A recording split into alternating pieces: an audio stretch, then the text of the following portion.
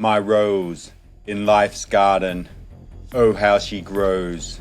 I am the thorn, sharp and strong, the shelter from the storm, where she belongs.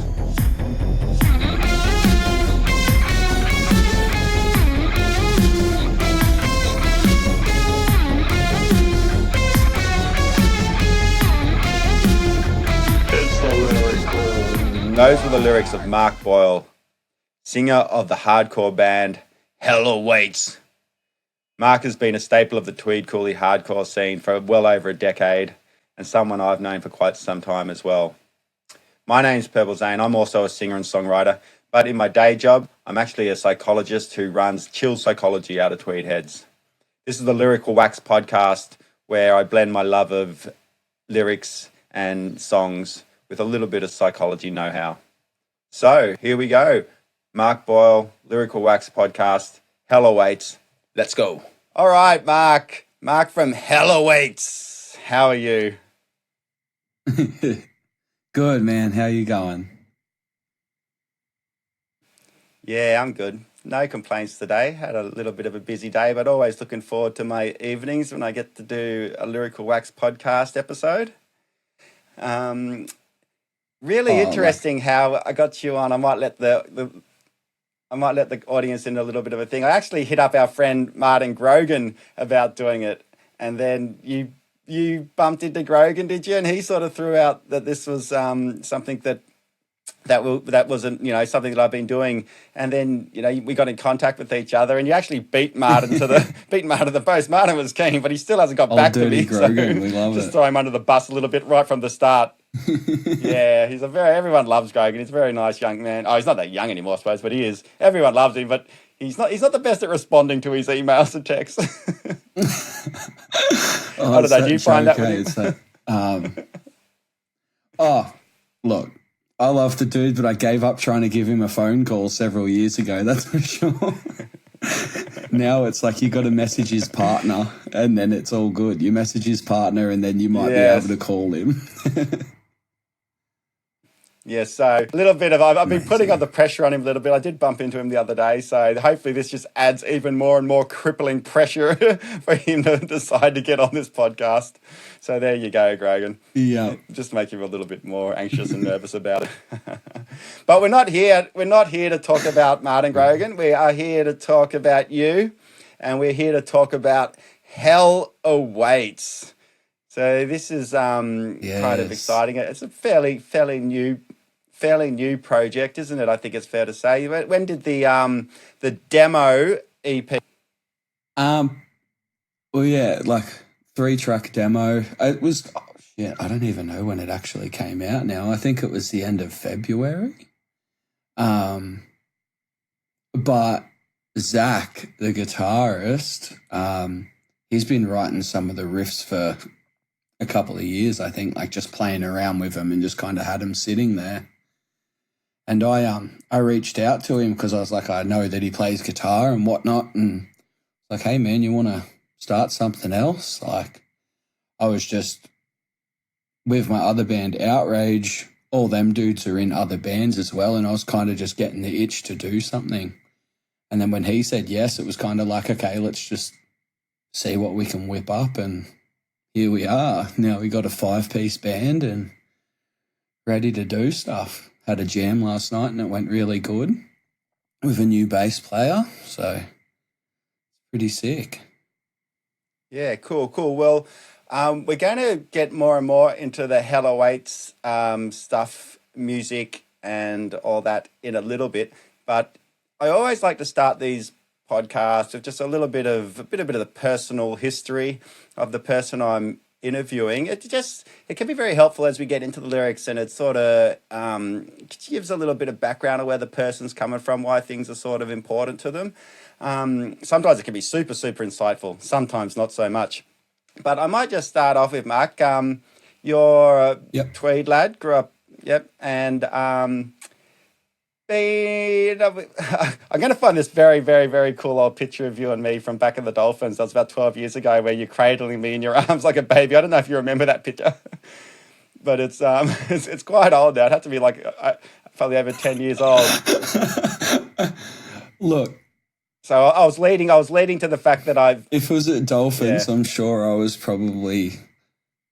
Yeah, leading to the fact I've known you for some time. I was going to say, if it's at Dolphins, I mightn't be able to remember it too well because I probably would have had a few too many beers at that. Yeah, they were good gigs though, weren't they? But I think, I do have a vague memory of it. So the Dolphins questions, was the spot, wasn't it? Yeah, having a few little reminiscences.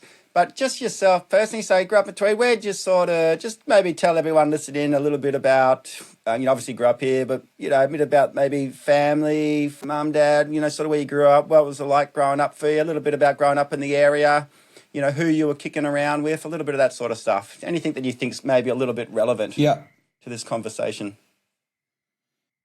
Yeah, sweet. Well, first things first, I guess, I was born in Blacktown and parents separated when I was 1 or something, and mum kind of escaped to the Gold Coast or Tweed, and I've been in Tweed ever since, except for like bits and pieces here and there where I've tried to do something else and hasn't really worked out, and I've ended up back here because I love the coast too much. But yeah, like single parent home.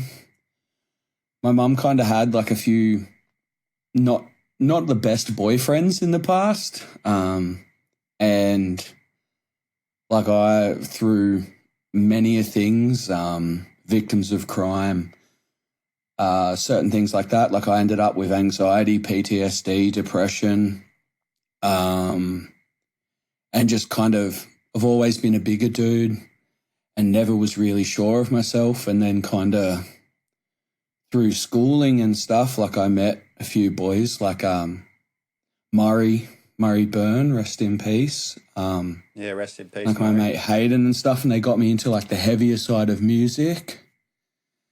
And kind of like I've never gone back from that point. So where we're at. Do you mind if I just rewind back a little bit? Oh, yes. Sorry to cut you off there, Mark, but do you mind if I go back a little bit? You mentioned victims of crime. So is that something you're happy to talk about in this public forum? Like what sort of happened there? Or is that not, you don't have to if you don't want to, but it's a very interesting. Not many people say that in the first opening paragraph of this. No, like it's one of those things. Like it was there was a few kind of like I guess domestic relationships that my mum were in, and ex-friends of mum that kind of put us in some not great situations. And like, I mean, you say you'd go back and you'd change it, but at the same time, like it's made me who I am. Like I believe that I am a stronger person because I went through those things. And I'm not too fussed on speaking on it because what's going to happen now? Like when I say that, like I would have been 11, 12, like I was a kid. And yeah, it was just certain situations happened because of shitty people, be it like assault or kind of just general harassment and other things. Yourself and your mum, or just your mum, or just yourself? Both. Like I'd definitely say both. And like I've kind of as a kid, like when things got a bit too hectic for a while, like I'd go down to my dad's, and my dad at the time was in Tamworth, so western kind of New South Wales there. And then I'd come back and kind of assimilate back with the same kind of friend groups and kind of keep that pattern going until I was about 17, I think. So back and forth a little bit. But yeah, like I think the relationship with your dad. So like most when parents divorce, often the kids go with the mum. Just it's a bit of a default thing. But the relationship with the old man's not too bad, or it's definitely better now. Like I think as a kid, I didn't really understand much, I guess. Like, it was kind of like, oh no, like, mum moved away, but like dad stayed away. So it's like, for ages, like I had in my own head, like, oh, he didn't want anything to do with me. Like, I know that that's not the case. Pardon me. I know that that wasn't the case and stuff. I think I was just too young to kind of understand how everything was. And he had, like, I've got a stepbrother and a stepsister because he ended up marrying my stepmom. And, like, they kind of had their own family. And so I kind of, like, got in my own head about being out of the loop. And that, like, distanced me. But now, like, I try and I'm in contact with him every week as much as I can be. Like, that's what they say. Like, a relationship's a two-way street too. So, like, he's a busy man. Like, he's always trying to do stuff to kind of keep doing things. And I've got a new family that I've got to kind of take care of too. So it's definitely one of those things. Yeah, it's, it's difficult, isn't it, when you're young to try and really understand the more complex, issues of relationships and so on. Did you sort of find, like, how old were you when you sort of realised, oh, stuff with dad's actually not too bad, or, it's not really so much his fault or your fault or anything? Were you already an adult by then, or like into your 20s, or did you sort of work that out a bit, in your teens still, or? Nah, like, it would have been earlier 20s for sure. Like 19, 20 kind of. It was like, funny enough, it wasn't until when I was in a band, when I was in Outrage, we went down to Newcastle and we played a show, and he came out that way. He came out that way and came and like met up with us down at the gig. And it wasn't till like then is when I kind of like had like a revelation of, oh, okay, like maybe this is just life. Like, he's living his life, he's got to work, and I've got to do what I've got to do. I definitely think another aiding to it is like, even then again, it's like 10 years later, like now being 32, and having like my own kid, is seeing like he's stoked for us and he wants to meet her, and like so we have like a better, and now there's FaceTime too. Yeah. So it's like I can FaceTime him, and it's not like I'm just talking to a voice on the end of a cord into the wall, like. Yeah. You can actually kind of have a relationship. Is he somewhat with a video? Got the basic tech savviness. So that makes things. He's got the basic tech savviness to FaceTime without putting the camera into his ear hole or anything like that. Yeah, he can. He knows how to hold a phone in front of his face. Bit of a different. I've got a few years on you, Mark. So like my dad's generation's just a little bit sort of was never very good at any of that sort of stuff. But I think. Oh yeah. No, like, well, it surprises me when I see him holding it, and I'm like, okay, like he can actually do it. Okay. So yeah, look, that's really interesting, Mark. Straight off the bat, it's quite an quite insightful part of your life. You just let everyone know then. So I really appreciate that. And to be quite honest, I'm glad we've sort of talked about it a bit, because some of these lyrics that we're going to look at, I could definitely see a few loops to your upbringing. But before I get into the lyrics that we're going to go over, I just wouldn't mind just getting a little bit of history of yourself as like a singer, musician. Like you did say before, you met up with a couple of, like-minded, heavy music fans in your sort of like teen years. When did like your first band, first instrument, first song, first lyrics? Maybe a little bit of info around that would be good. Yeah. I mean, coming back to the victims of crime thing, I ended up having a compensation payout from that. And with that compensation payout, I actually bought my first guitar. I think, well, I didn't end up buying the guitar until probably 13 or 14 when like the actual compensation payout came through. And yeah, so I bought like my first guitar. It was like a semi acoustic. Like I don't even think it was branded. Like it was Aria, maybe.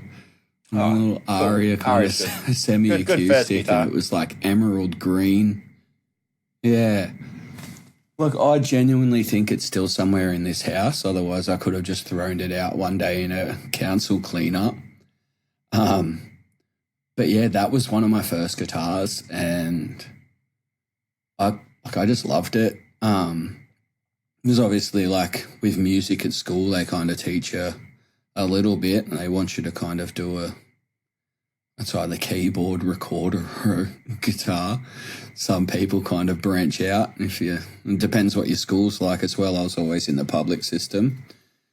And yeah, like I loved it. Like Mum kind of always listened to rock and Pink Floyd as well. So I kind of grew up loving that stuff, and nothing better than kind of learning how to play Eclipse on an acoustic. So went from there and then just got obsessed with AC/DC and just loved them riffs, and like, oh, maybe I need to get an electric guitar, and kind of went from there. And then, yeah, like coming back to meeting Murray and the boys and stuff in the high school music room, it's like they'd show you stuff like Machine Head and like other kind of metal, and I'm like, whoa, I've never heard anything like this. This is a bit cool. And then, yeah, it kind of just progressed from there, really. But then my first band, I think, that's a good one. I think it was just, like, I'd say it was just a band called Gravel Rash, which I ended up playing bass in. My mate Sean, Mitch, and Dimmick, and we kind of, like, it was fast, aggressive kind of punk hardcore. I used to liken it. I used to just say it's Gravel Rush because it's fast and painful. But it was just like, that was fun.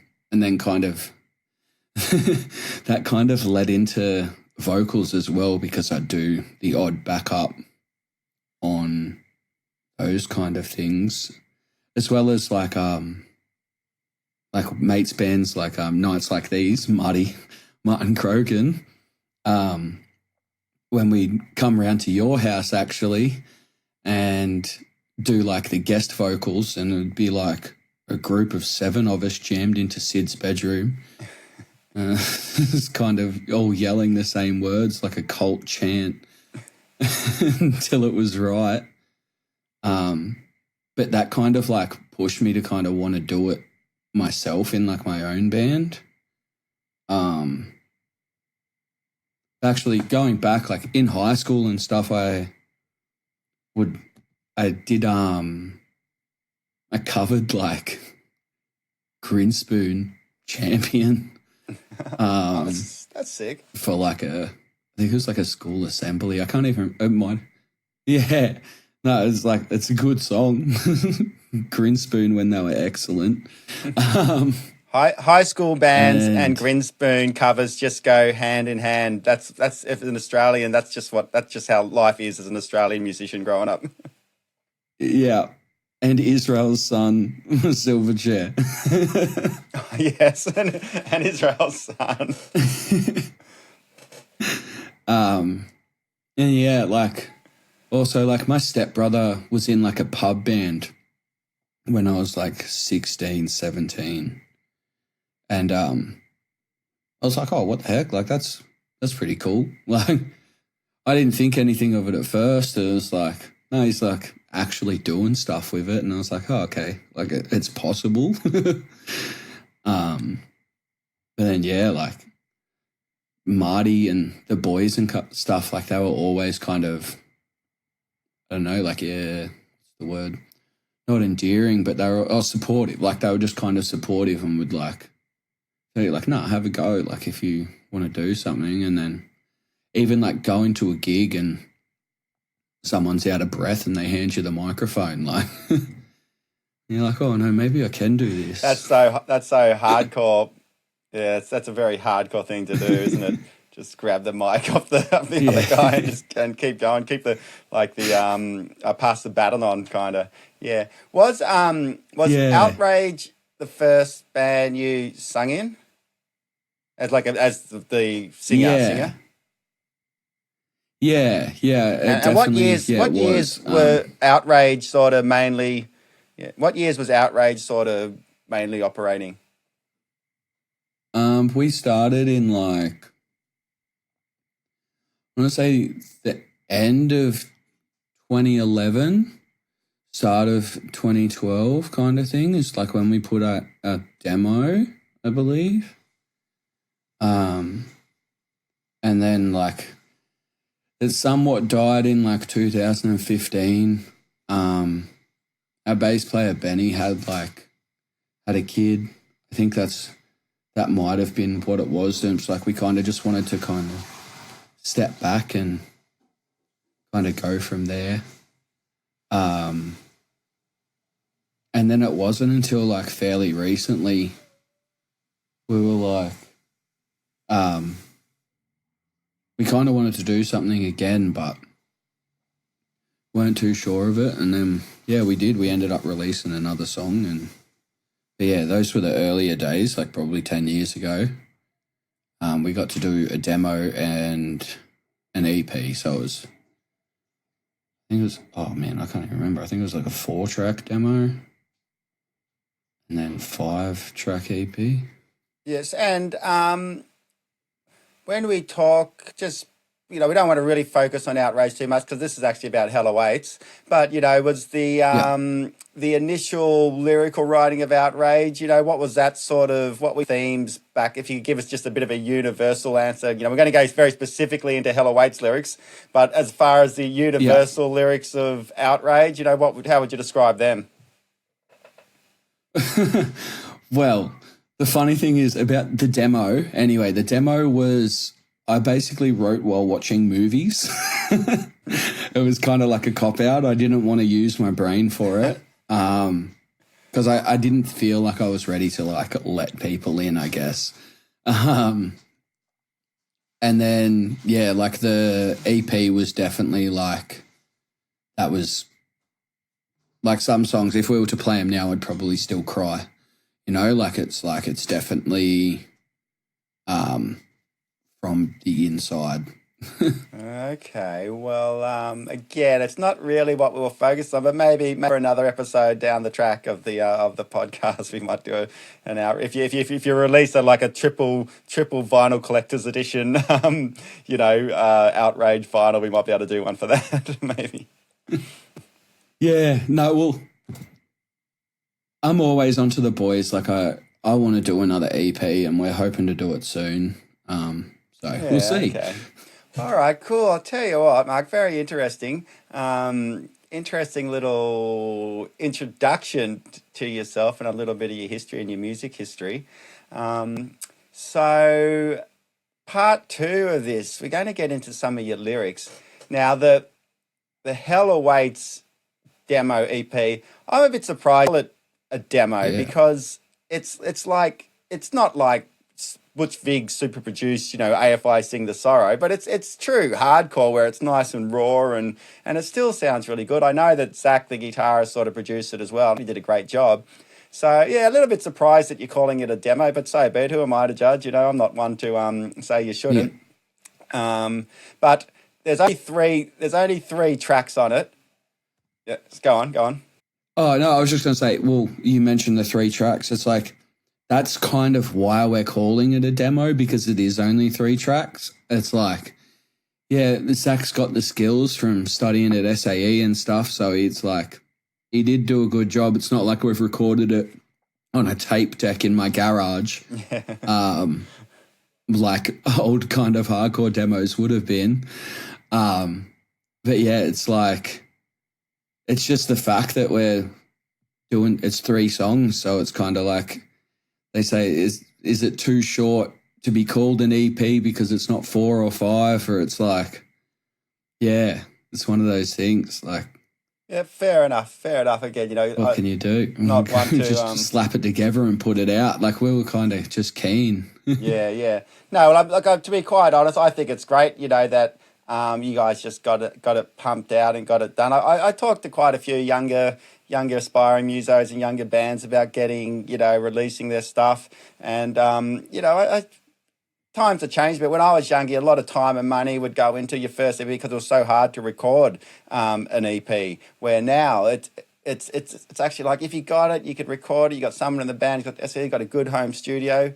Just record it and release it. Like, get it out there, get your first few tracks out there. So when you're at a party or you're talking to someone, you can say, "Oh, I got a band. Oh, yeah, can I have a listen? Oh, no, we're just still working on them. Oh, it's coming to be out next month." People get caught in that, like, things never get released. So just get it out.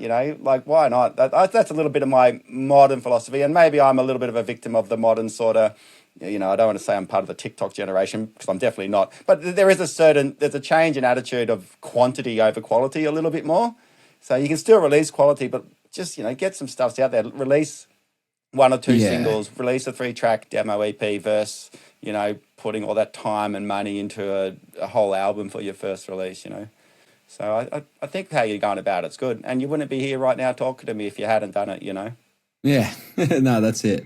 But no, that just touching on that, it's just one thing I've definitely noticed is how much singles have become a thing in, like, the heavier music kind of scene. Like, they weren't around for a while. I feel like it was always kind of just like a demo or a full EP, or even the long play. So yeah, well, with the expense of CDs, like, I remember buying CDs from Brash's, and it was like $12 for a CD single, where you could get the whole album for $30. So you're better off buying that. And I think that sort of killed the single in a funny way. But now, again, with streaming, it's gone sort of full circle.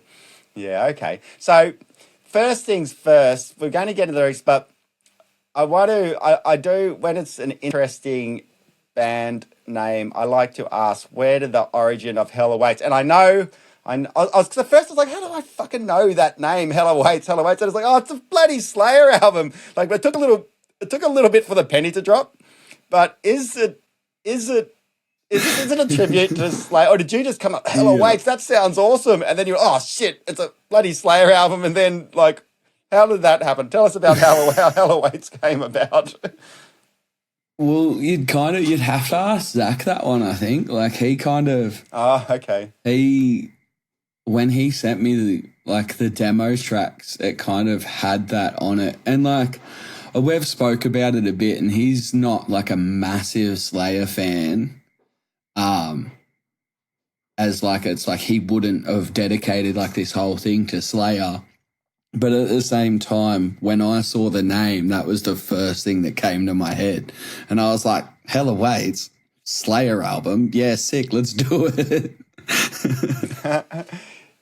Yeah, because, I know Slayer, and you can't not like heavy music. No, but I'm not I'm not a hardcore fan. And, like, that's why it just took a little bit for the penny to drop, So yeah. But, yeah, bloody, why not? It's a sick name. It's just spewing that Slayer beat you to it by like 40 years or whatever it was.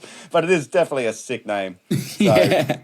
Hell Awaits it is.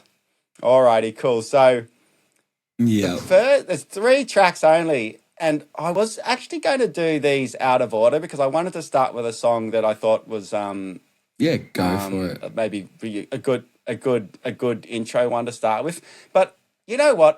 I'm actually going to do them in order now. And the reason why is after listening to you talk a little bit about sort of your upbringing and some of the heavy things that happened to you and so on, I thought it might be worth doing the first song first, because the first song's called Eternal Fire.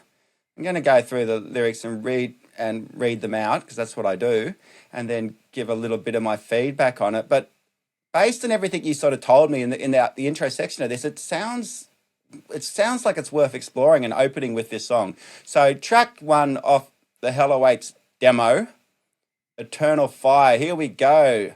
Flames dance, there is no escape. Souls tormented in the infernal landscape. Ripped from reality, plunged in despair. No exit signs, just torment and glare. So I had to read that like an old retro horror movie, so I just couldn't help myself. But it's very... So, you know, we're painting a picture. Directed by Rob Zombie. We're painting a... Yeah, directed by Rob Zombie. Well, who knows? Maybe you'll hear this and give it a go. But so the songs obviously, you know, painting the picture. It's actually, the lyrics are very Slayer-esque as well, you know, like painting the picture of hell. So what I suppose I want to ask is, so, you know, these are my notes, you know, there's tough, brutal lyrics about hell. But the question is, you know, why are you writing? Why are you painting this picture of sending someone to hell? I'll read some more lyrics later. But why are you painting this picture of hell and sending someone to hell for eternal torment? You know, are you thinking about someone in particular? Like, it's easy just to do it because it's tough, and you're playing hardcore music, so it's easy just to write tough lyrics. A couple other questions, you know, about.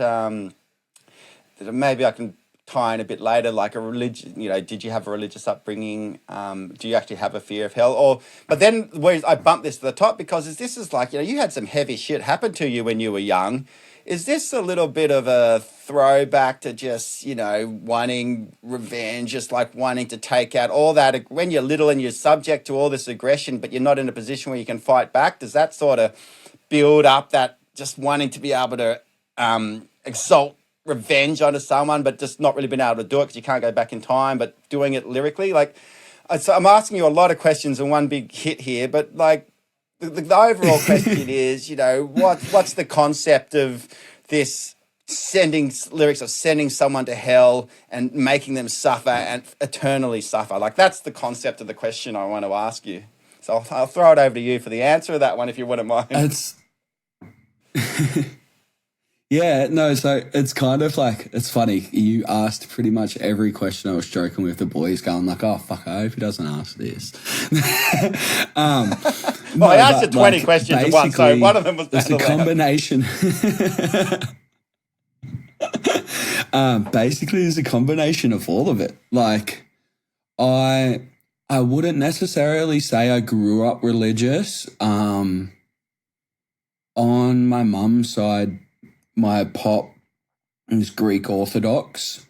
So, like, we did 2 Easters and stuff like that, doing, like, the Orthodox side of things. But Nan, on my mum's side, again, she's Polish, Russian, and kind of, like, they were both somewhat Catholic in a way. And, like, Nan would want to go to midnight masses and stuff like that, but we kind of never really went. But,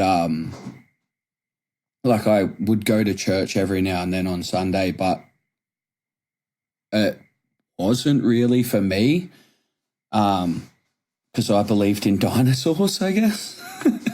And so, like, but the imagery of everything kind of has always stuck in my brain, of like, well, like, if this place is real, like, that's pretty fucking brutal.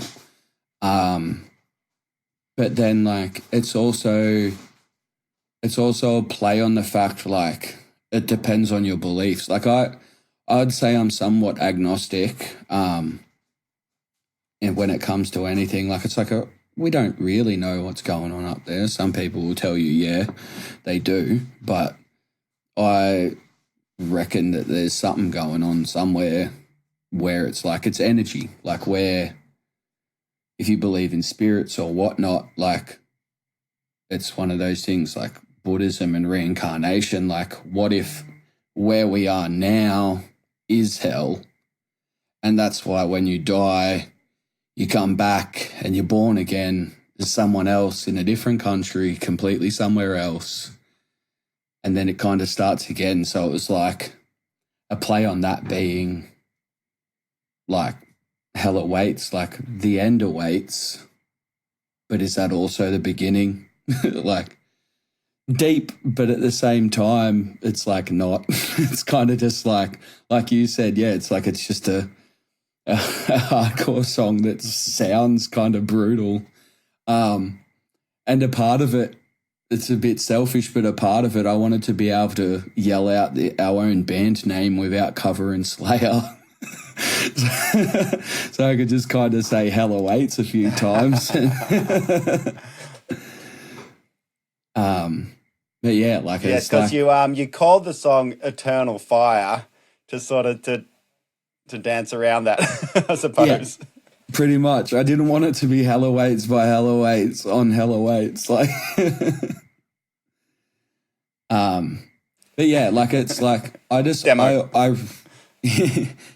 I really love like the visual aspect of that. Like there was a time there where like I read Anton LaVey's Satanic Bible, and like even he kind of explains it as like this is hell, like in a way. Because it's like, how can you believe in something when everything that's good in the world is so inherently evil? Yeah. Sorry, my phone's probably been vibrating on the table. Yeah, no, that's okay. Do you think right here, right now, we're in hell? Oh, like on days like today, absolutely not. Like, I'm really happy in a beautiful relationship with a beautiful partner, and I've got a beautiful little girl. So it's like I can't complain really. Like it's not, but then you see kind of what's happening all over the world with like Palestine and Congo and places like that, and you're like, well, for them right now it certainly is, and that kind of like puts a dampener on things really. So yeah. Yeah. It's interesting because I mean I don't know if you believe in multiverses or parallel universes, but it's kind of interesting, isn't it, that someone can be in hell, but like on the same planet rotating around the same sun, but we're not. Yeah. You know, so it's some deep philosophical concepts to think about. I might just like roll on to just a couple more of your lyrics here because you know again this was these questions I asked sort of outline the whole lyrics and stuff because it's just a general theme, the lyrics more so than specific things, but Yeah. you know, why not, let's just rip into a few of them. Hey, hell awaits, no second chances, hell awaits among the devil's dances, eternal fire, burning desires, underworld's choir, singing funeral pyres. So again, there's nothing overly specific about that. I'm fairly certain you didn't go to hell last week and check that out, and that's your report card on it. No, A lot but it's of like, lyrical flow. You know, underworld choirs singing funeral pyres. yeah. But what you said earlier was about the lyrical imagery, and it sounds to me like you had some fun just painting this imagery, you know, in the song. So there's that Yeah. fun side of it, isn't there? Yeah, like it's like if you want to kind of break it down even more, it's like if your devil's dancers could be people in a mosh pit, like the funeral prior is like me and the boys kind of like playing this song. It's like, yeah, to like break it down on that level, but also like I love kind of New York rap and New York rap. The same with kind of like Stephen King's writing. You could say, oh, yeah, there's an apple sitting on the bench. Okay, there's an apple sitting on the bench. But no, it's like the glistening red apple hit by the moonlight, like kind of that kind of thing. Like it's like I like to paint that visual picture rather than kind of just saying words in a way. Yeah, and you're a graphic artist professionally as well, isn't it? So I could sort of understand how that, you know, that sort of imagery and the visuals, you know, can be incorporated into your lyrics, you know, because you are like professionally, you're looking at things and getting the most out of imagery. So I can sort of see how that ties in. Yeah. graphic designer. I've always loved art, so yeah, that's like it's a big point for me. Always tried to be visual. Is So there it's funny that those kind of the words one? do come out so visual. Yeah, and look, I just sort of arc back to that 20 question long one question I asked you, and why I pushed this song to the very start. You talked a bit more about the imagery and all, just about your own beliefs and concepts of hell or anything, but I pushed this up to the top. So, like, is there a little bit of just some unresolved anger and hatred and about some of the people that did you wrong in the past that comes out of you in this song? Is there a bit of that in there too, or is it not so much? Is that just easy for me to assume that? No, like yes and no. Like I would definitely say yeah, because like those are still my thoughts. Like I wouldn't have those thoughts, I guess, like if I was brought up in kind of such a great situation. Like I don't know. Like it's like now obviously I've got a kid and family and stuff that I care for, so revenge isn't exactly in the forefront of my mind. But if someone was to come up to me tomorrow and say, "Oh, so and so got hit by a bus," I'd kind of just go, "Yeah, sick." Okay. Like, yeah, I've kind of, I guess I've always been like somewhat angry, and I will always hold resentment because of certain things. And I think like inherently that's just always going to come out in my lyrics, especially in this kind of platform where it can be taken metaphorically, or I can just write it straight out on paper and say it how it is. Sorry. Yeah. Look, this sort of leads into actually the next song I wanted to follow up with, but I think considering we're on this, I do like lyrics. They're very. It's a lot of lyrical imagery and the stanzas and they roll off the tongue quite nice. It actually could be sung by some pop singer or ethereal pop singer, rather than just being screamed out. But so I'm gonna give you some props. I'll read out these last ones. Only anguish and torment year after year. Gates of hell sealed tight. No dispute here. Hell awaits, motherfucker. In shadows it lurks. So yeah, don't really need to add any more comment to that. But it's just yeah, it's just nice. It's nice to it's very, very, very distressing and ugly and brutal, but it's also nice. So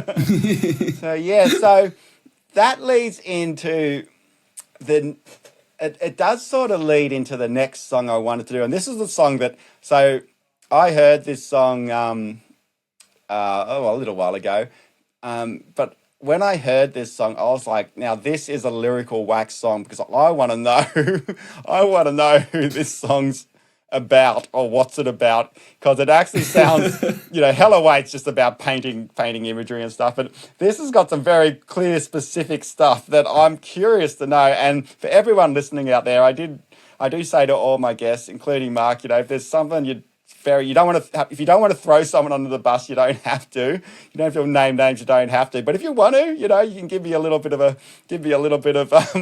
clickbait. I can sort of open up. But this song is called Snakeskin Boots.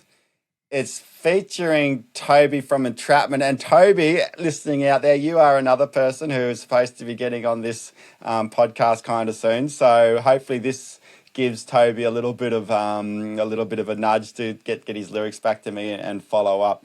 So Snakeskin Boots, here we go. No gods, no masters. I keep singing. I'll try not to sound tough, and I can't help it. I can't with your lyrics. I want to like. Yeah, no. But I don't know if I should. Comment in the comments. Should I be reading tough lyrics, or should I just be reading them in my normal voice? Please let me know. I'm trying to refine this podcast. Here we go. No gods, no masters, no fucking chains. Fuck the thing you think you know. You've gone soft in the brain. You preach loyalty, but you're a fucking fake. Talk shit behind our backs. Face to face, you flake. So Yeah. my first note is, okay, I'm glad I'm not that person you're singing about. Can It's I definitely stop you real it's quick and definitely a say, stab at someone or a yes, please.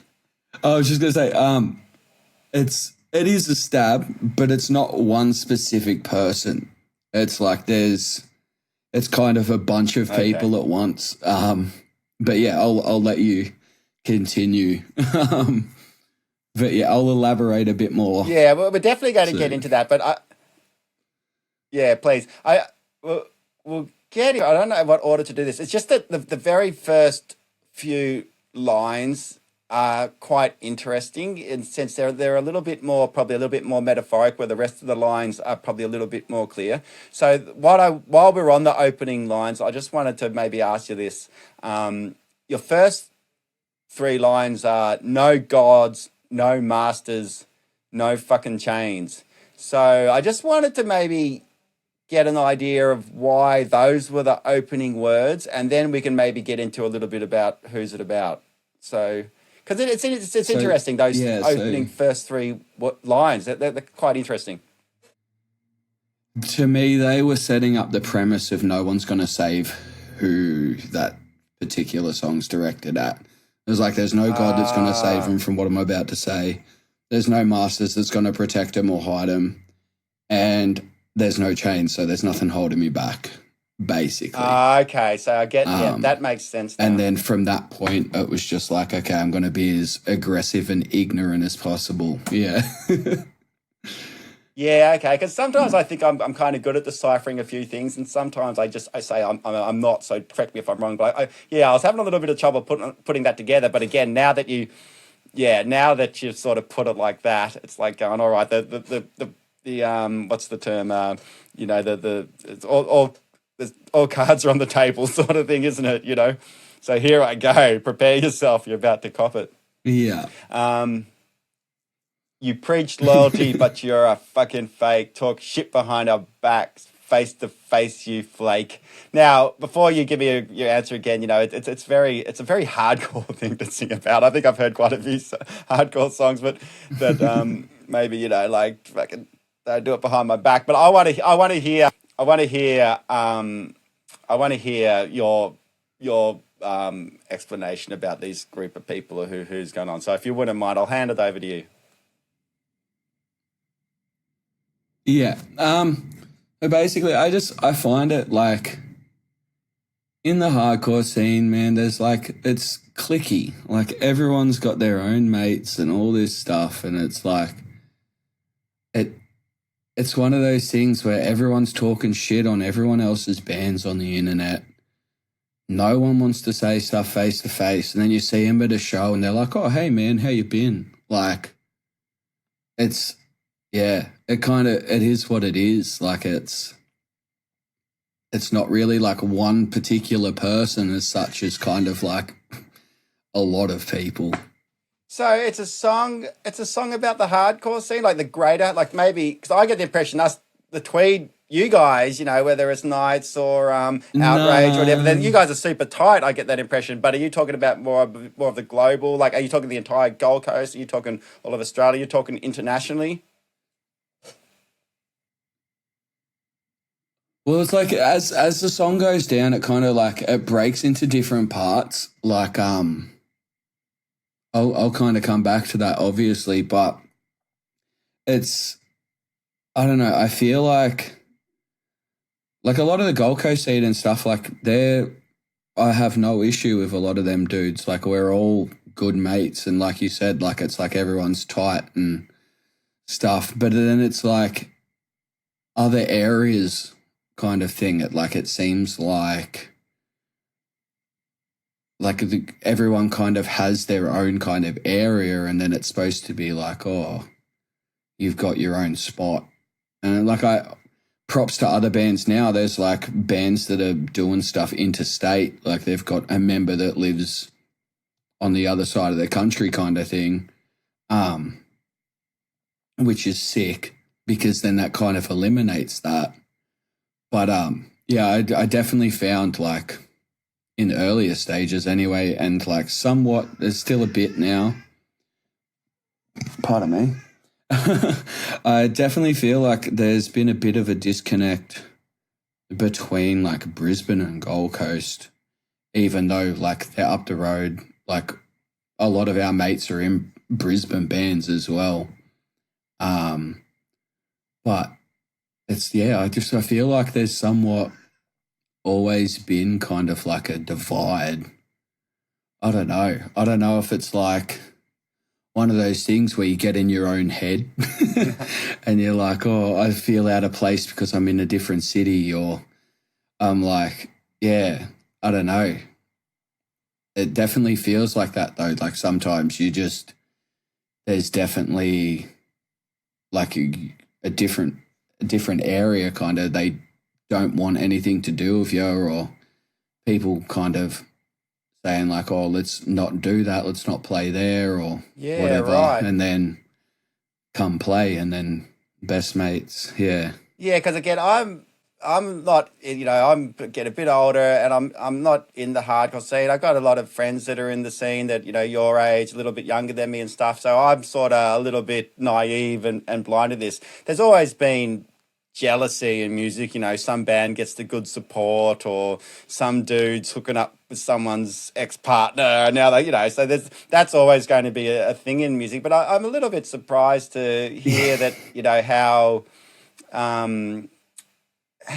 well, I'm not actually surprised to hear how clicky it is, because music can be clicky, but it's a little bit about the stab you in the back, can't say it face to face, because like I said earlier, a lot of hardcore bands talk about say it to my face, like be upfront, be a man, yet they're all doing this. Like, I mean, can I challenge you possibly, Mark, to say, do you even do it yourself? Yeah. Do you sort of get a bit clicky from bands coming out of town? You're like, who the fuck these guys think they are? I mean, probably. Well, it's like, that's the thing. It's like when you're all in a group, there's always someone that's going to have a problem with someone else. Like you said, it's like, be it someone moshes too hard, or someone complains about something, or like, yeah, there's lots of things that I think go into it. I mean, like I feel like I don't have a problem with a lot of people. Like I definitely feel like I have mates in kind of every sort of scene at this point. Like I've always been like that kind of way. But it was more like writing to the fact of like I've seen comments on the internet that are kind of like, fuck the Gold Coast or something, like, and it's like, what's the point of that? Like, what?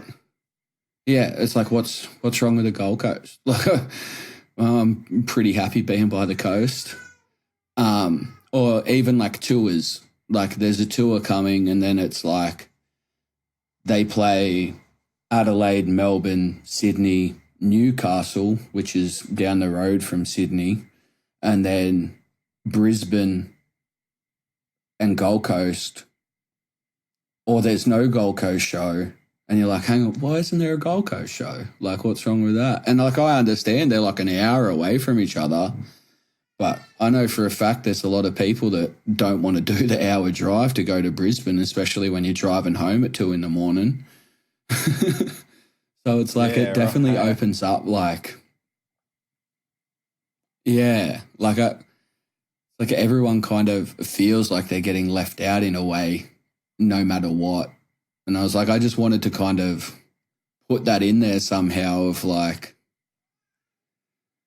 how do I voice people leaving their little comments on Instagram posts? And are you worried that, like, this is, people are going to listen to this and sort of go, what the fuck you talking? Like, oh yeah, so you're like, you can bring this up, or do you think it's people will hear this and be like, yeah, sick, I'm glad someone's actually bringing it up. Like, what do you, I suppose there's when you wrote it, what you said while you wrote it, but then like actually saying this out in this public forum? Like, what's your sort of view? Do you think it's a good thing that you're doing? Like, make it a bit more obvious to people. Realize, hang on, guys, what are we being clicky about, or not? You're just like, good. I just want to throw it out there and just let it be known, suffer the consequences. Well, that's what I mean. Like, I've kind of I don't, like I said, I don't feel like I've got problems with a lot of people.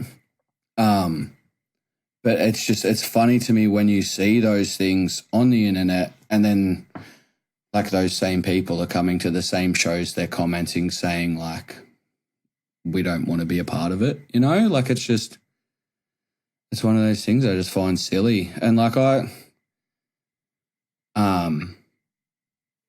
yeah, I don't know. I guess I'm thinking too much about it now. Well, that's the whole point of this. I make people think about what they're singing about.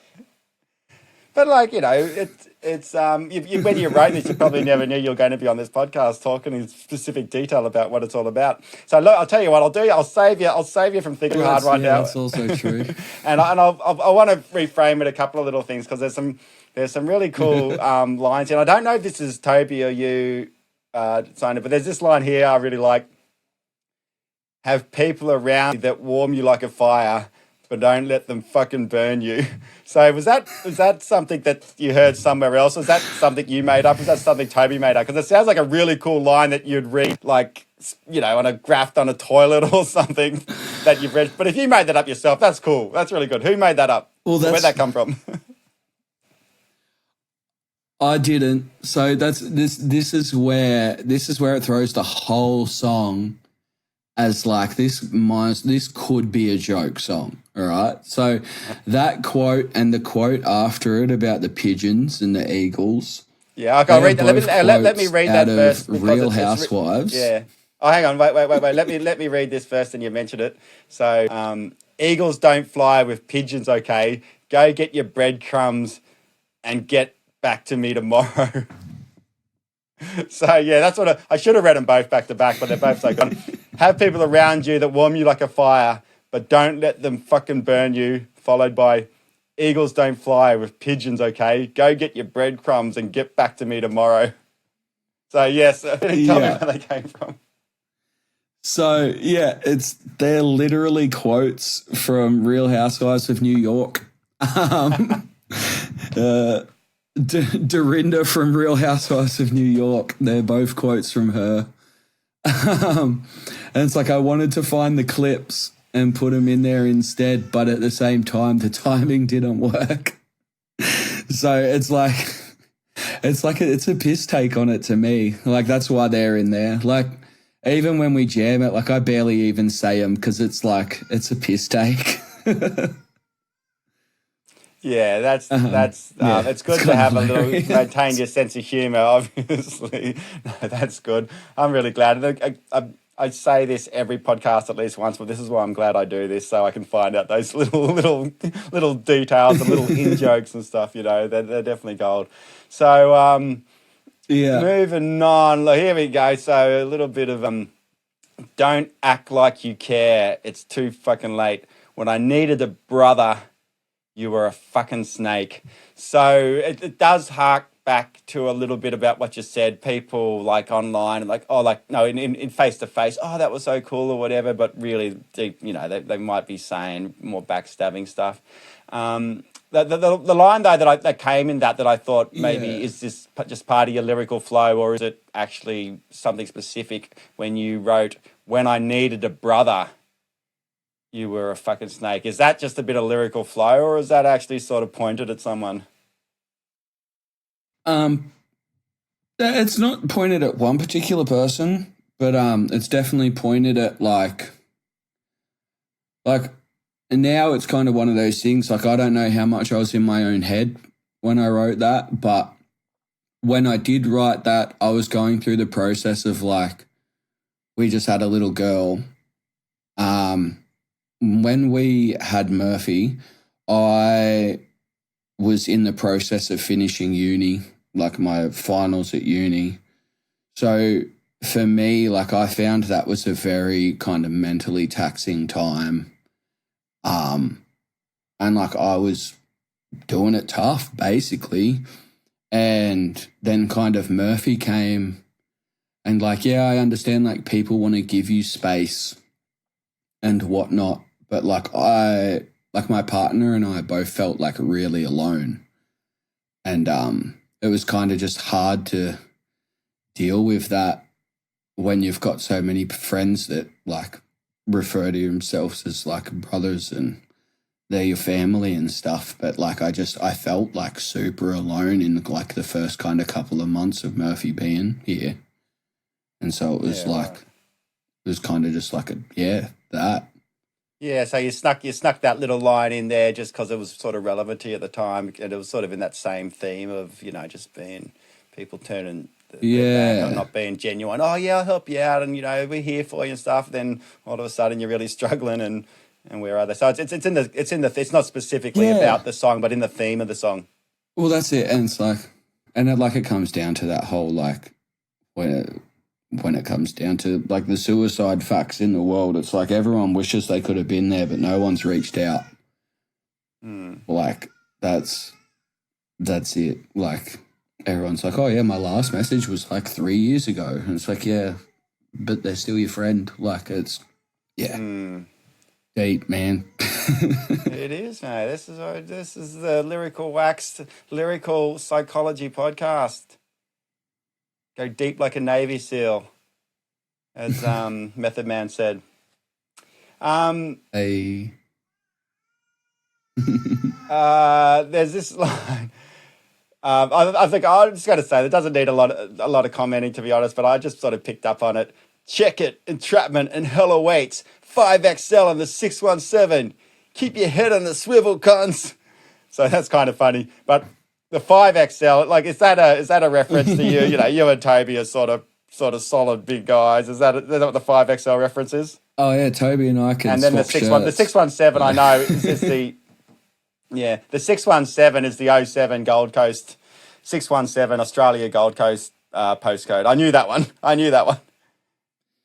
Yeah, but the 5XL so, is that the 617 is. Yeah, it's the shirt size, eh? Mine and Toby's shirt size. Shout out to the big boys in the world, because I mean, that's never really said. But yeah, 617, as you said, it's the Queensland. It's northeast Australia. So it goes from Tweed all the way to Cape Town. Is it Cape Town? It's the most northerly part. So it's Tweed and all of Queensland basically is the 07 code plus 617. 07, yeah, that's how Queensland is. Yeah, okay. Yeah. Is that like I know? Well, it's kind all of the way to the I just river. pick up on it. Yeah, it's I just pick up on this, and I don't really know if you got the answer for it, if it even needs an answer. It's funny, you sort of, I know the 617 is like, you throw that down as our even though it's the entire state. But yeah, it's also, I sort of picked up on the fact that, there's a little bit of niggle between the little regions inside the 617 as well. What's kind of a bit, maybe everyone the 617 just needs to come together and show a little bit of love, maybe, eh? Well, that's what it's what it should be, man. Like it's hardcore. It's like we all listen to the same music. We all stand for the same stuff, and it's like it should be a unifying factor to a lot of people. But it's like anything. Like the reality is, and that's kind of the irony of it a little bit, isn't it? Yeah. Yeah. Look, I just threw this at the end. You kind of answered it before, actually, but I put a note in here, and so I'm going to ask it because it is kind of relevant. I think people would like to know the answer to this as well. This is the final stanza. Anyone can get it.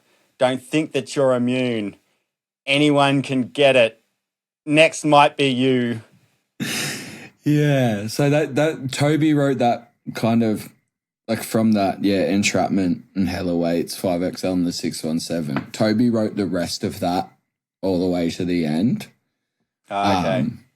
So I need to ask him. But same deal. Like I think it's like, I think like the lines before that, he's talking about same thing, like people talking shit and then coming up to you and smiling hands, shaking hands and smiling, but being nervous, like, because you've seen the comments on the internet. Like, and it's super frustrating, isn't it? Because we want, like, I don't know how much I can get into the sort of if anyone's watched any of my other podcasts about this, I give a little bit of the psychological principles and so on about some of the lyrics people say. But to be quite honest, like, you don't need to be psychological. It's just frustrating when people lie and people are two-faced. We want genuine people, in a word. We want someone to, if they say something, we want them to mean it, don't they? Like, what would be worse?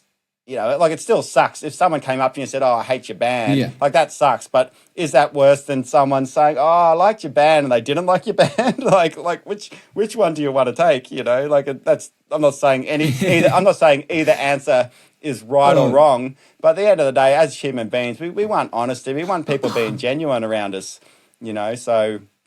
So, like, maybe, that's how you frame things, rather than saying, "I hate your band." Say, "Oh, I see your band's got a lot of potential. Maybe if you just worked on this a little bit," that's probably a better way of putting it if someone's your mate, But there's being two-faced. It's Yeah.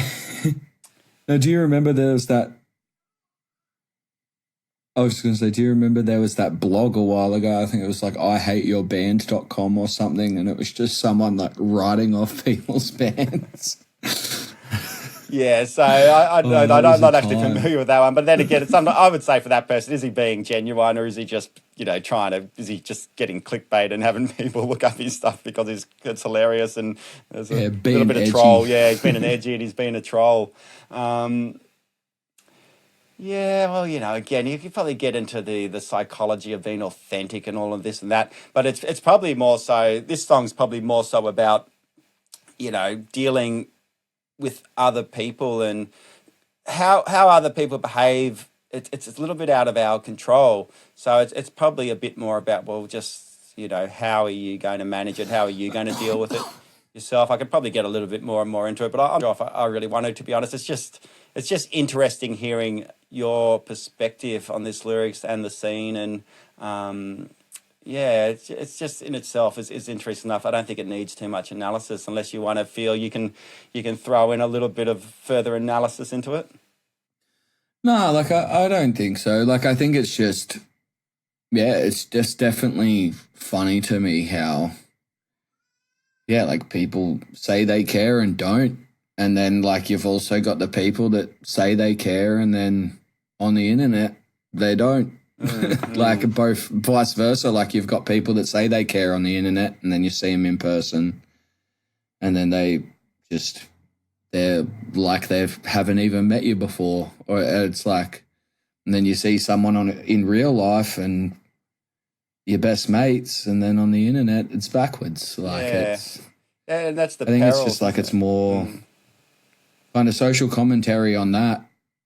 Yeah. And then it's like a part of it, like I said, like it's that feeling of being alone when I was going through my own shit, really, at the same time, and just having an aggressive kind of way of getting it out.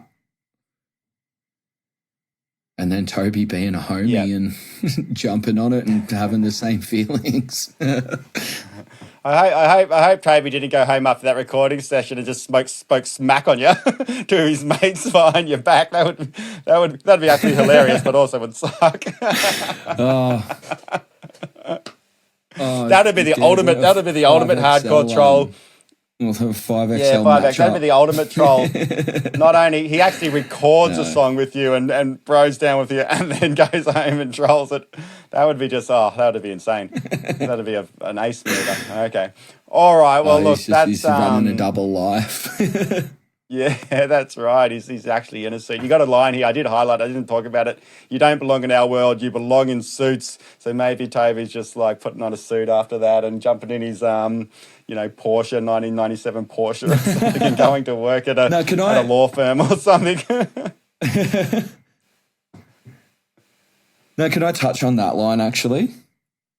Oh yeah, please. Can I? If you're going to touch on it, I'd like to. I'll read out the whole again. Okay. Cut the head off with a shovel, turn you into boots.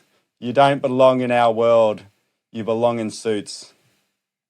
So yeah, yes, so like please touch on it. to me, that was kind of like a, how do I put it?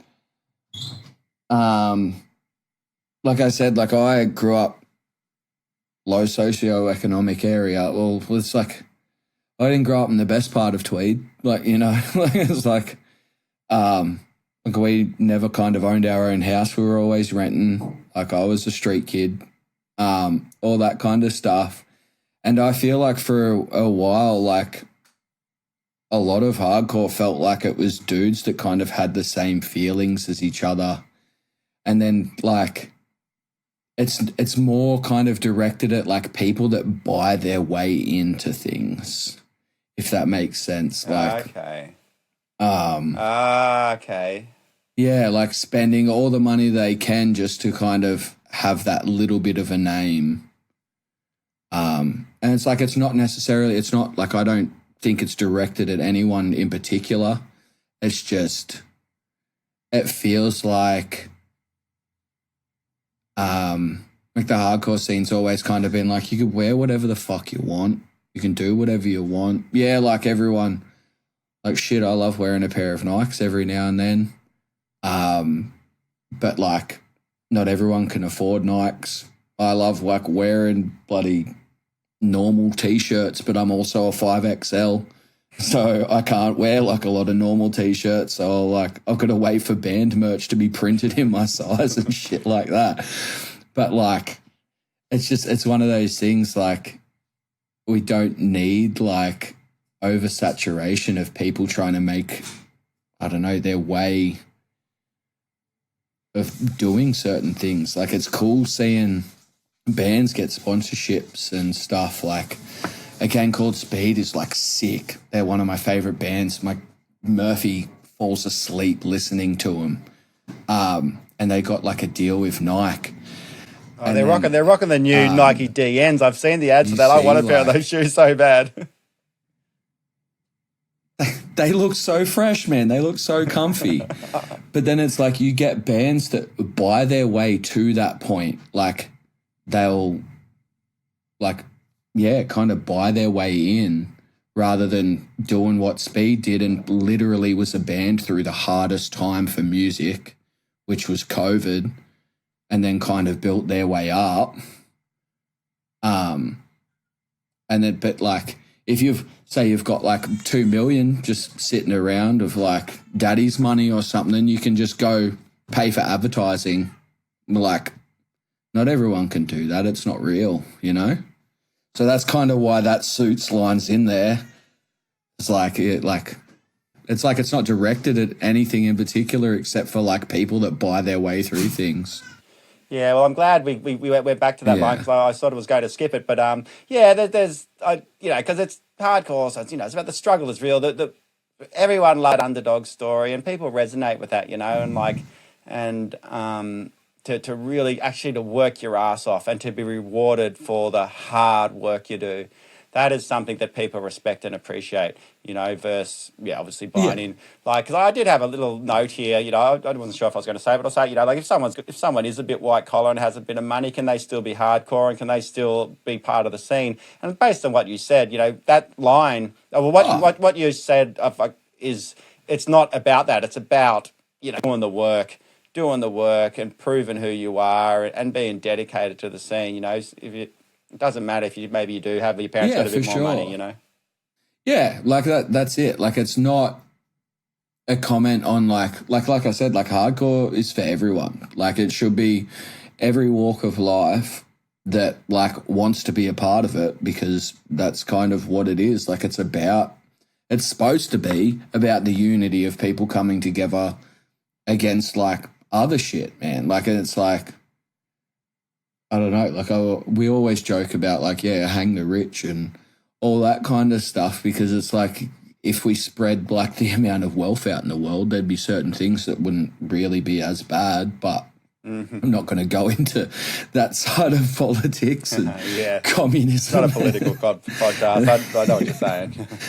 But it's I definitely think like it's for everyone, but it's like there's flaunting your wealth, and then there's existing and having it, you know? Yeah, okay, cool. So look, good. It's very actually, just listen, like, so just this song, Snakeskin Boots, I just listened, I just thought it was a hard just stab at a certain person. But when we actually break it down, there's quite a lot to this song, Mark. So I'm really glad we had a real good look into that one. But I'm going to soldier on because we're moving through. We got one more song to go. 11, and this one we actually have what this song's about. I can hear her in the background having a little bit of a wow wow wow. So that's good. No, I don't mind. Don't worry about it too much. It's quite nice actually because we're going to be talking about it. So it's good that she's featured on it. All right. So I mean, well, I'm 99.9999% certain what this song's about. I'd be a total. I'd very much got it wrong, but here we go. I'll go through some of the lyrics. So, a rose. Or maybe I should do this one in more of a Casanova sort of, not a Casanova, but like an Italian love sort of accent rather than the hardcore accent. Or maybe I won't. Actually, that was an idea I had, but let me just hold back. It's not a romance love song, but it's the Italian is the love language, isn't it? All right, here we go. A rose blooming by the waterside, bathed in a storm, peeking through the clouds, moonlight hits the thorns. She grows, oh how she grows, finds herself adorned in happiness and laughter, to leave her mind untorn. So, what's that, Mark? Is it nice hearing someone else sing those lyrics? If you don't, I'll maybe sing it the same, if you don't mind me asking. Yeah, like a part of me, like I don't know, like I don't think of myself as a poet as much, but hearing your voice on it, I'm like, oh, it's kind of deep, like, I don't know, like I also, like I wanted it to be, I don't know, like it's a hardcore song, like there's definitely like a contrast when it's basically a love song / ode to your little girl, like, but then it's like the type of music that it's over the top of is very different. It's nice hearing it back like that, because the question I wanted to ask, sorry to cut you off, but like there is always that juxtaposition too with hardcore about, there is the sort of hell awaits and fuck you, say it to my face, cunt. But there are a lot of songs that have got that real emo side to them, that emotional stuff. Why do you think, even though they're total opposites, why do you think those more emotive emo lyrics work so well with the hardcore music? I think it's the feeling, like it's just the genuine feeling of like, even when it comes down to hearing it live or seeing it live, as I know for a fact, like I cry all the time when bands play certain songs, especially when they're dedicated to Murray or something like that. It's like that kind of emotion, like there's emotional hardcore where you get like, it sounds like someone's about to cry while they're yelling as well. So I think it just works because then, someone goes to their show that they get to kind of see live, and then they get to put all their emotions into those dance moves where you're basically kickboxing.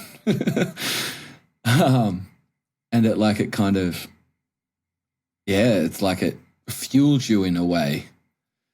There is a lot of, I think, I asked that question without really having an answer in my mind, but now that after talking to you about that, it's like there's that massive overlap of the passion. There's so much passion in hardcore music, isn't there? So if you're singing about a passionate subject, about your daughter or a deceased friend, that the passion just goes hand in hand with it, doesn't it? So it's a platform to be extremely, even the song about the snakeskin boots. There's a lot of emotion in that, anger and emotion, where this has got a lot of love and emotion, but everything's just cranked up to 100. So whether you're talking about love, whether you're talking about anger, whether you're talking about revenge, it's just 100%, isn't it? 101%.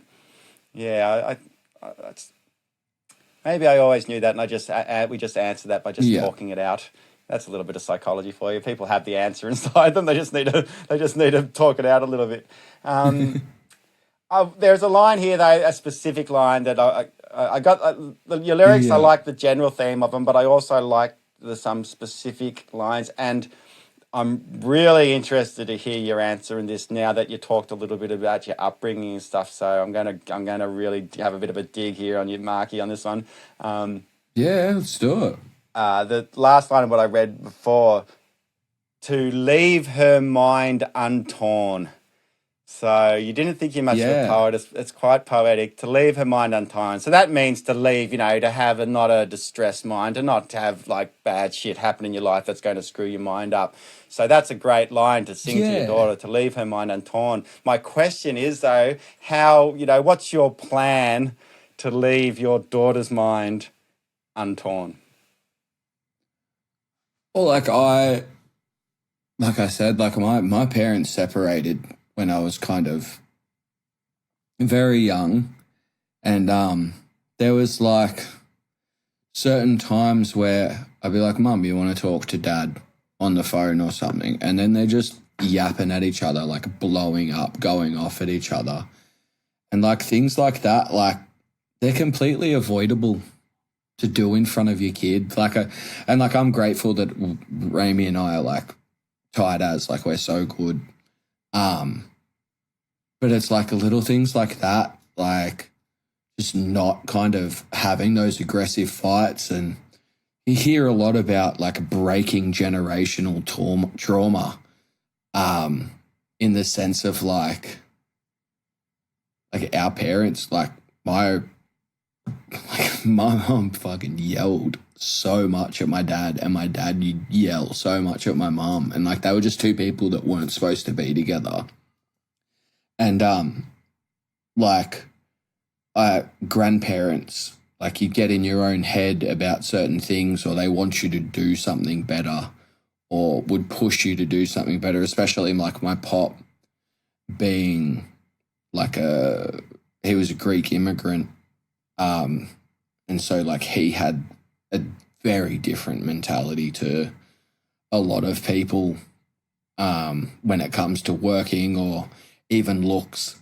Like I basically like didn't like myself for so long just because I was a bigger boy. But the reason I was a bigger boy was because I got fed so much food as a kid. Like and it was one of those things where it's like, don't eat so much. And it's like, okay, well, how come every time I come over, you're hungry? And I say no, and you don't answer. You don't let me you don't let me not have the food from the fridge. But like, I just want her to be brought up in the way of like, she's loved, like no matter what. Like, she can do whatever she wants. Like, she can look however she wants. And no matter what, like, we're going to try and teach her as best as we can to love herself, like, no matter what, and leave her mind untorn in the sense of, like, I don't want her hating herself or anything like that. Yeah, like, it's just trying to do my best in every way possible, I guess, to kind of not affect her in any kind of sense of the word, you know?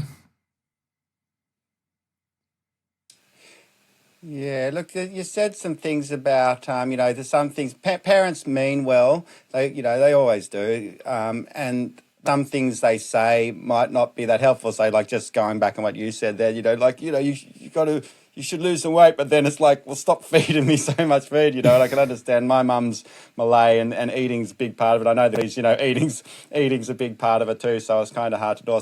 So even though like your pop and stuff, like they meant well, but they're also kind of, I'm not having to go at your pop any chance, No. But people do mean well, but sometimes do the opposite of what they mean. So what I'm leading to. So you got some some mixed messages from your parents, and like the arguing and stuff, and divorced parents, they can sometimes split, you leave you with two different opinions. So you probably got some stuff from your family that wasn't probably the best. But did you get some stuff from your family that you think, oh, that's actually a really good lesson that I can, so you learned stuff not to do, maybe from your family, but if you learned some stuff from your family that you thought, oh, that is actually good, and I'd like to sort of instill that. So let's not just focus on the negatives. Give us maybe a little bit of positive stuff as well.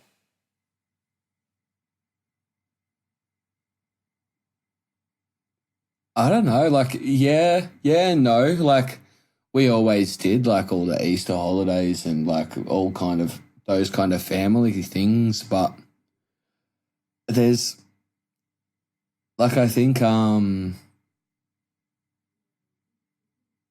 don't know, like, it's one of those things, like, I think about it now and I'm like, I feel like I'm just going to do a lot different. Okay. Like, my mum kind of always encouraged me with the music thing. My mum kind of always encouraged me with the music thing, so I'm always going to try and do my best to, like, encourage Murphy to do whatever she can musically. And, like, I want to kind of, like, Mum supported me with my art stuff as much as she could. Like, both my parents were somewhat artists. Like, Dad loves to paint. He's always in the garage tinkering, doing all kinds of stuff. And Mum's always wanted to, like, she drew. I feel like she kind of taught me how to draw, if you can be taught to draw in a way. Like, you can, but I think she definitely encouraged me with, like, the creative side of things. But yeah, like, I think I think back and I can't think of a lot of stuff, to be honest. Like, I definitely had, like, a loving family, but it's a bit of a loaded question. I was going to say, like, I definitely had a loving family, but you get to a certain point and it's like you don't want your family to be transactional relationships. I guess, like, in a broader sense, I can kind of say. But yeah, it's like love shouldn't be conditional. Love should be unconditional no matter what. Like, you either love someone or you have an agenda. And if I can do a little bit of a arc back as well, like, it's sort of that what you just said there sort of reminds me of the lyrics of snakeskin boots. There's sort of like the respect and love. It's all very the clickiness of the scene can get in the way of that sort of unconditional, genuine, authentic, love of a friend's band or of music, or of the genuine, authentic love of hardcore, because that's, you said it yourself, hardcore's supposed to be for everyone, but for some reason, when there's a lack of genuine, unconditional love, well, it does fucking get in the way a little bit, doesn't it? So yeah, I don't know, maybe a little bit of a stretch, but it did pop into mind. A bit. No. Yeah, okay. No, for sure. Like, that's it. Like, it's like I have that. I say I've got the unconditional love for hardcore, but then there's, like, I don't love every single hardcore band I listen to. Like, it's like people have things that they like and people have things that they dislike, and I think it's funny how it kind of works. Hey. Yeah. I want to just I'll give you the last line here, because again, you're more of a poet than you know. You're a poet, you didn't know it, right? That's that classic joke. My rose in life's garden, oh how she grows. I am the thorns, sharp and strong, the shelter from the storm, where she belongs. So it doesn't really need an analysis. That it's just really well written. I am the thorn. So she's the rose, but you're the thorn. You're the protector, sharp and strong. Keep her safe from the big bad world out there. The shelter from the storm, where she belongs. So I mean, I don't know if I doubt I've got that wrong, but it's just, I think it's just really well written, Mark. If I can tell you that and make you blush a little bit, maybe. Thank you. Yeah, no, it does. Yeah, no, like when I wrote it, it was definitely one of those things where I'm like, that's how I feel.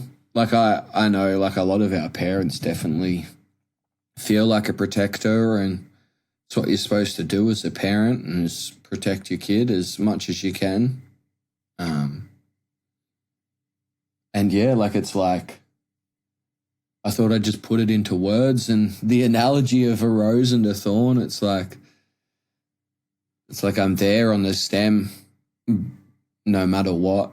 Like it's like, yeah, you can remove a thorn, but it's still going to get you first. You want to get darker on it. Yeah, yeah. Yeah, no, it's good, man. It's good. Well done. What else can I say to that? Okay. Look, I just want to also say, you also say this word, you say the word romant. Leave her feeling blessed, the product of romant. And I like to think I have a pretty broad vocabulary, but I actually went, hang on, what does that mean? And it just means to romance. So, but just said in another way. So, yeah, that's very clever. And yeah, I think it's like, is it Latin? yeah, maybe. I didn't look into it that far. I just I think it's like an early Latin kind of thing. Yeah, to romant you. Yeah, no, it's yeah, it's one of those ones you can't really use it in like a. It seems like when I was writing it, it seems like it fit in the past tense, but I couldn't use it in any other way. Like it didn't actually make sense in any other way, and I didn't want to use the word romance, because like I think romance kind of just sounded cooler. Oh yeah, just sometimes you just want the cool Which word. is also funny because I failed English in high school, so. But I think, like you say, you failed English, but the poetry is probably more art, isn't it, than English copying out words and spelling things correctly. So maybe that's the artist side of you coming out more so than the English student side coming out of you. So that's what I'm saying anyway. All right, cool, man. So yeah, look, 3 songs from the Hell Awaits demo EP, and it's quite funny. It's at the end of the podcast, the last little bit of a summary and a little bit of a wrap up of what we go over and stuff, and they're just 3 very different lyrical content songs. I said that with a lot of pauses in between. I didn't mean to make it that dramatic. But, we've got this full just sort of fantasy style one, Hell Awaits, about painting these lyrical images about, burning in hell. We've got, a song about to the unauthentic people out there in the world that are just, backstabbers and just grow up, have a look at yourself. And then you just got this beautiful poetic song about your daughter that, that's very lovely. Even got a little bit of Latin in it. So it makes, like I do a little bit of a summary and a bit of a wrap up. It's just every base covered to a certain degree. There isn't any real New York rap in there though. But no, but then also, it was really interesting to hear about your background as well, and how it sort of led to this. As say, Mark, I've known you for a long time, but you're a little bit younger than me, so I wasn't really privy to a lot of your early life. So it to me, it just sort of, it sounds like you're a man of conviction, just a man of like a little bit of,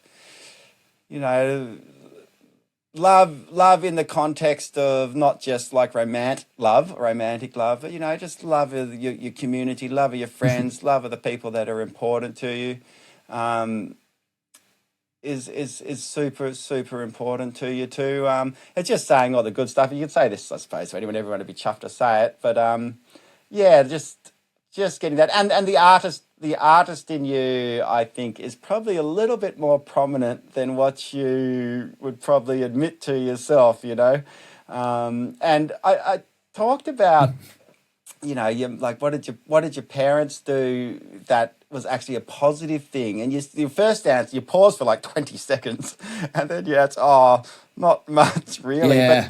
you know, you said it. Like the one thing you said about your mum, you know, and your dad, they really fostered that artist in you. And you could say that might be just a trivial little thing or whatever. I don't know what you say to that, but it's coming out in all these three lyrics that you've said. So that that artistic side of you is definitely, you know, definitely there, Mark. And especially, you know, doing some hardcore lyrics, it's like, oh, is it just going to be all tough stuff, you know? But when I actually talk to you about it and actually read and analyze the lyrics, it is actually extremely artistic. So I'm going to have to make you accept that, like it or not, you know, or maybe you will accept it and it's nice to hear it. I'm not sure. No, So thank yeah, you. No. the, Yeah. so yeah, go on. Oh no, I lost what I was going to say. Anyway, I think I was just gonna say thanks. Yeah, I do find it like kind of funny, like the whole family side of things. It's like things happen, so it's like when you have that thought of like going back, like everything runs through your mind, obviously, and you'd know being a psychologist is like that's something you kind of have to kind of figure out. And then it's like to think of the positive things, like you're like, okay, so this did happen. And that's why like there is such a big pause. But yeah, like I like to think that like I want to kind of write lyrics about everything because I feel like there's only so much you can write about the same negative stuff. And that's why I was like, oh no, like I need to kind of write a song about Murphy at least, and then like see what else we come up with in the next kind of few months while writing. Yeah, well, Yeah.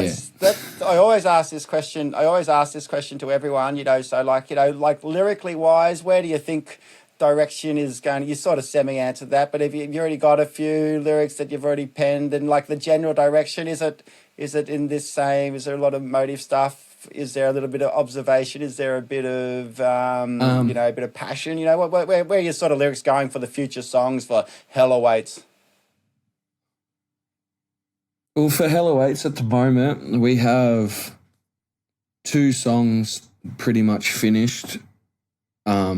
Like two newer songs pretty much finished. One of them's a love song to my partner, Amy. And it's a little crass and a little funny, but the lyrics certainly aren't. So I was actually going to send you those lyrics, but I didn't. But it's the same deal. Like I feel like it's very poetic. And I've I've called it MILF, but it's like it's a play on obviously what MILF stands for.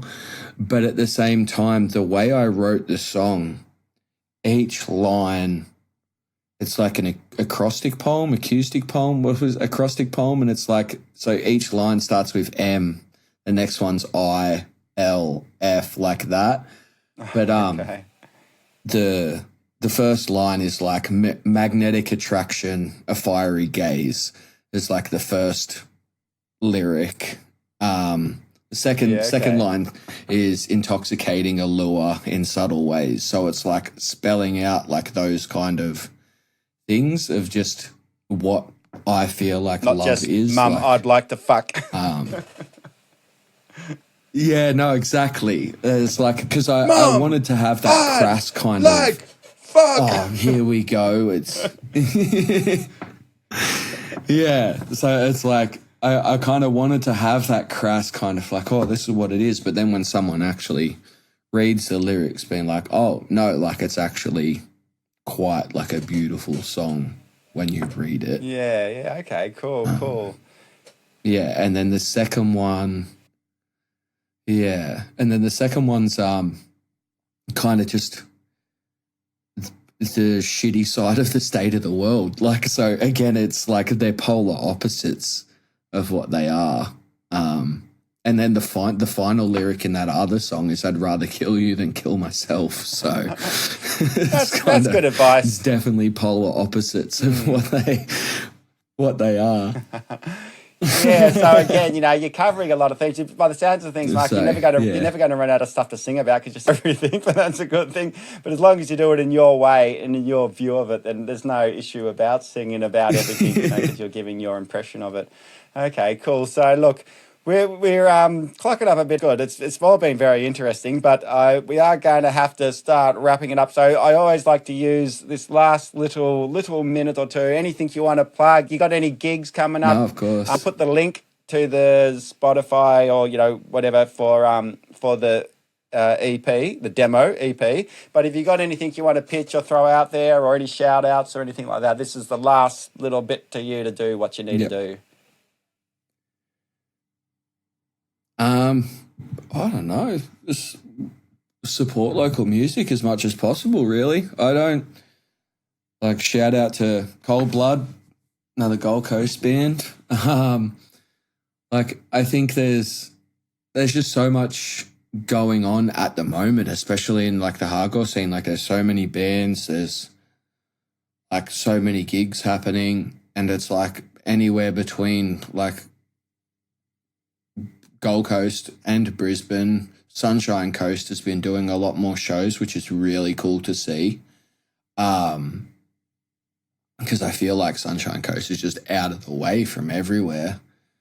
And it's just awesome seeing stuff that hasn't happened, I feel for years, kind of coming back.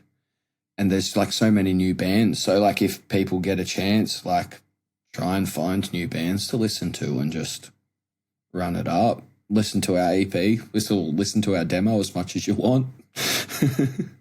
Yeah, maybe I'll get you to send me a few links of some of your favourite, really underground hardcore bands that no one would know of, and I can maybe down the bottom then. That'd be a good little one, other than just the Hell Awaits links. How's that sound? Yeah. I'll send you some bands that I love and some friends' bands and stuff, and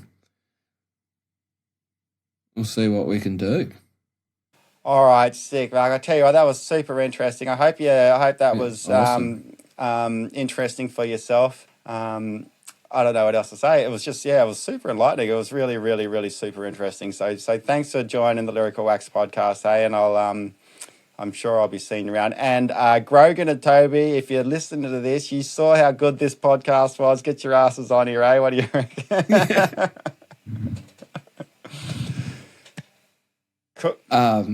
Yeah, for sure. Get them on here. That'd be sick. I also just want to, I feel like I waffled for a bit on some things, but that's just me. So I also want to say thanks heaps to you for doing this, man. I think it's awesome to have a local podcast, and you're obviously doing your own thing, and to be able to touch on the brainy side of things is really cool, because everyone's just always talking about music. So it's awesome. Yeah, no, I really the lyrical side of stuff. And yeah, I really appreciate it. Mike, to be honest, I didn't get too much brainy stuff in this, because I sort of didn't really it was way more emotional than brainy, this one. So, but that's a good thing, because maybe I'm accused of being a bit too brainy and not enough emotion. So it was actually good for me to to do this one too. So, all right, compliments all around. We can go jerk each other off after we log off, okay? So I'll be down at Kingy in 15 minutes. All right, man. Peace out. Thanks so much, Mark. I'll see you around. Legend. Thanks, mates. See you later. Cheers.